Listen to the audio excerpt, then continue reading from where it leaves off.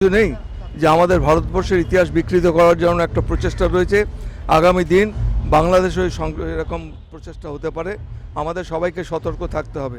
যারা স্বাধীনতা সংগ্রামী, যারা স্বাধীনতা সংগ্রামের জন্য আত্মত্যাগ করেছেন, তারা যেন মর্যাদা পান, এটা আমাদের দেখতে হবে। এবং শেষ কথায় আপনি রাখলেন যে আপনি বারে বারে গিয়ে তিস্তা প্রসঙ্গের মুখোমুখি হয়েছে।